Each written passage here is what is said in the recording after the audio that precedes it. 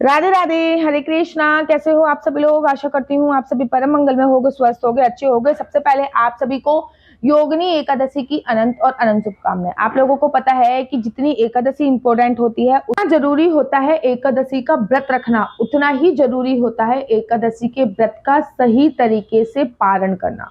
व्रत का जो पारण होता है, अगर वो आप सही तरीके से सही समय पे करते हैं तो आपको एकादशी के व्रत रखने का संपूर्ण फल प्राप्त होता है। श्रीमद् भागवत महापुराण की मैं बात करूं, उसमें वर्णन आया है राजा अम्बरीश की कथा, जो कि मैं आपको हर वीडियो में बताती हूँ कि जब भी पारण की वीडियो बताती हूँ कि राजा अम्बरीश की कथा आती है। और साथ ही के साथ पद्म पुराण में भी पारण के बारे में वर्णन है। वैसे तो हर व्रत के पालन का विशेष महत्व है, लेकिन अगर मैं बात करूं एकादशी के तो उसके पारण का विशेष महत्व होता है, क्योंकि पारण जो होता है वो द्वादशी तिथि पर होना चाहिए। अगर द्वादशी तिथि पे पारण नहीं हुआ तो आपको व्रत रखने का संपूर्ण फल प्राप्त नहीं होता। बड़े सारे भक्त ऐसे होते हैं जो व्रत तो करते हैं लेकिन व्रत का पारण नहीं करते हैं।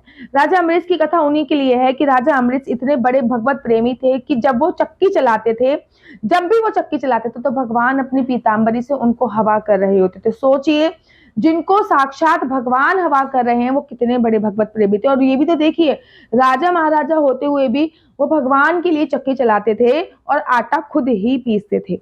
तो हमेशा ही वो भगवान के व्रत रखते थे और एकादशी के व्रत का पालन सही समय पे करते थे। एक बार उनका एकादशी का व्रत हुआ और द्वादशी पे व्रत के पालन करने के लिए जा रहे थे, तभी दुर्वासा ऋषि आ गए। उन्होंने बोला कि अहो भाग्य हमारे, जो संत यहाँ पर आ गए। दुर्वासा ऋषि को देखकर उन्होंने बोला राजा अम्बरीश ने कि महाराज ऋषिवर, मैं महाराज अम्बरीश आज मैं अपने एकादशी के व्रत का पालन करने के लिए जा रहा हूँ और आपसे उम्मीद करता हूँ कि आप पहले जिमिए, फिर उसके बाद मैं खाना भोजन ग्रहण करूंगा। दुर्वासा ऋषि ने कहा कि अभी मैं सोच इत्यादि करके आता हूँ, तब तक आप मेरा इंतजार कीजिए।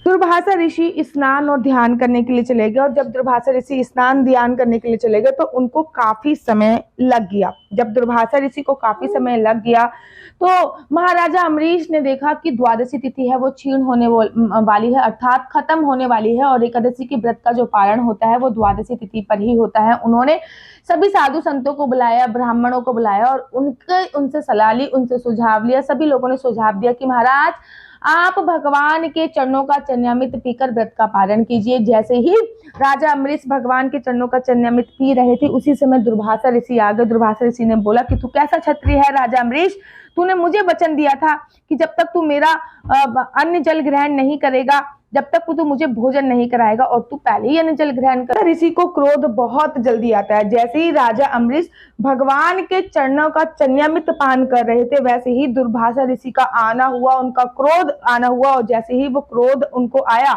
महाराजा अम्बरीश ने उन्हें बहुत समझाया कि द्वादशी तिथि क्षीण होने वाली थी, इसलिए मैं भगवान के चरणों का पान कर रहा। लेकिन दुर्वासा ऋषि कुछ सुनने को तैयार नहीं थे। वो केवल क्रोध में थे और क्रोध में आकर उन्होंने अपने बालों को पकड़ा, अपनी एक जटा उखाड़ी और नीचे पटक दी। उसमें से एक भयंकरी राक्षसी प्रकट हुई, एक तृतीया प्रकट हुई, जो राजा अम्बरीश को खाने के लिए दौड़ी। और जैसे ही वो राक्षसी राजा अम्बरीश को खाने के लिए दौड़ी, भगवान का सुदर्शन चक्र वहां पे प्रकट हो गया। और जैसे ही भगवान का सुदर्शन चक्र महाराज प्रकट हो, वो सुदर्शन चक्र दुर्वासा ऋषि के पीछे पड़ गया। दुर्वासा ऋषि भागते रहे, भागते भागते दुर्वासा ऋषि ब्रह्मा जी के पास पहुंचे। कह रहे मैं तो आपका पुत्र हूँ, कृपया करके सुदर्शन चक्र से मेरी रक्षा करो। दुर्वासा ऋषि ने ऐसा बोला तो ब्रह्मा जी ने बोला जिसका ये सुदर्शन चक्र है, आपकी रक्षा केवल वही कर सकता है। भोले बाबा के पास गए, कहा कि मुझे आपका अंश अवतार बोला जाता है, कृपया करके इस सुदर्शन चक्र से मेरी रक्षा करो। भोले बाबा ने बोला कि भाई हम तो खुद भगवान विष्णु की शरण में जाते हैं, आपको इसके लिए जिनका ये सुदर्शन चक्र है उनकी शरण में जाना चाहिए, भगवान विष्णु की शरण में जाना चाहिए।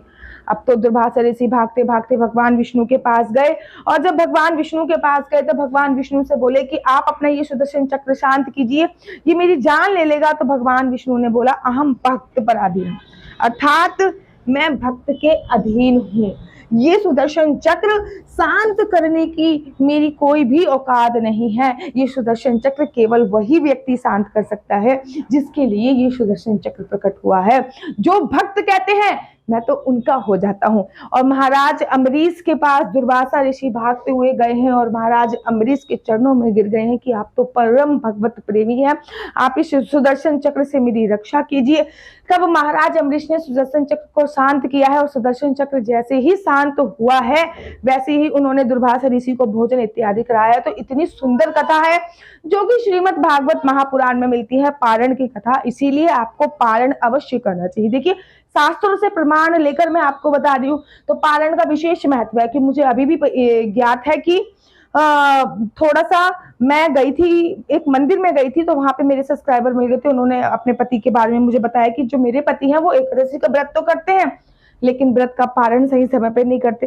तो मैंने कहा कि भैया, व्रत करने का संपूर्ण फल आपको नहीं मिलने वाला जब तक आप व्रत का पारण नहीं करें। व्रत का पारण बहुत जरूरी है। आज हम लोग योगिनी एकादशी के व्रत के पारण की बात करेंगे। देखिए, योगिनी एकादशी का जो व्रत है वो मैक्सिमम जगह जो रखा जा रहा है वो 2 जुलाई को रखा जा रहा है। 2 जुलाई को मैक्सिमम जगह योगिनी एकादशी का व्रत रखा जा रहा है। वैसे तो एकादशी तिथि का जो प्रारंभ हो रहा है वो 10:30 बजे से हो रहा है, सोमवार से 1 तारीख को। लेकिन उदया तिथि के अनुसार, क्योंकि सुबह सुबह 10:30 बजे से अगर हो रहा है तो इससे पहले तो 10वीं तिथि थी, और 10वीं युक्त एकादशी का व्रत रखने से आपको बल नहीं मिलता, राक्षसों को बल मिलता है। इसलिए उदया तिथि के अनुसार एकादशी तिथि का जो व्रत रखा जाएगा वो 2 जुलाई मंगलवार को ही रखा जाएगा। अच्छा, व्रत के पारण में ना चने का विशेष महत्व होता है।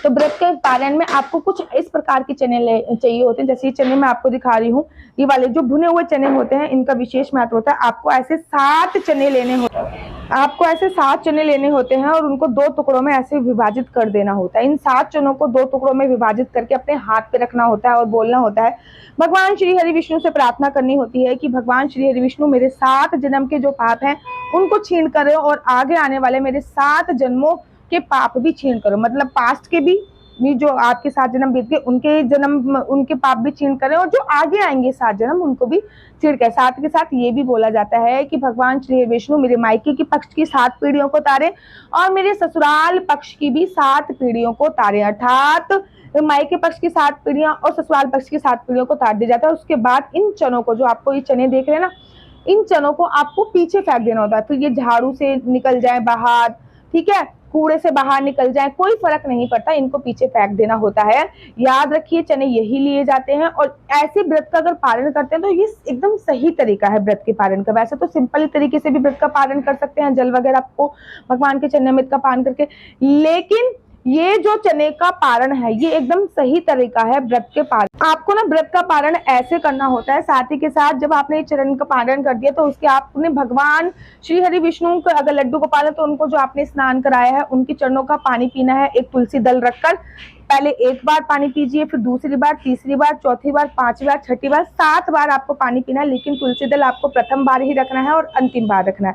उसके बाद भगवान श्री हरि विष्णु को भोग लगाई हुई खिचड़ी हो गई, खीर हो गई, उसका पान कर आपको व्रत का पालन करना होता है। व्रत के पालन के वक्त इस बात का ध्यान रखना होता है कि पहले किसी को खिलाना होता है, उसके बाद आपको खाना होता है। ये नहीं कि पहले आप खुद खा रहे, नहीं, पहले किसी को खिलाइए, किसी ब्राह्मण को, किसी गरीब को पहले आपको भोजन कराना होता है, उसके बाद आपको व्रत का पालन करना होता है। एक बात का ध्यान रखिए, अगर गरीब ब्राह्मण या फिर कोई भी आपको नहीं मिल रहा खाना खिला रहे हो तो आप सूखा आइटम भी ले सकते हैं, सूखा आइटम निकाल के रख सकते हैं संकल्प लेने के माध्यम से। अगर सूखा आइटम भी नहीं निकाल पा रहे हैं, आप गौ माता को भी खिला सकते हैं, तो फिर आप ले सकते हैं पैसे निकाल के रख दीजिए। उसके बाद आपको व्रत का पालन करना है। अच्छा, तो व्रत के पालन का पहले मैं आपको समय बता देती हूँ, क्योंकि वही बहुत इंपॉर्टेंट है। अगर आप 2 तारीख को व्रत का पालन कर रहे हो तो जो व्रत के पालन का आपको समय मिलने वाला है 3 तारीख को, वो बहुत ही सुबह है।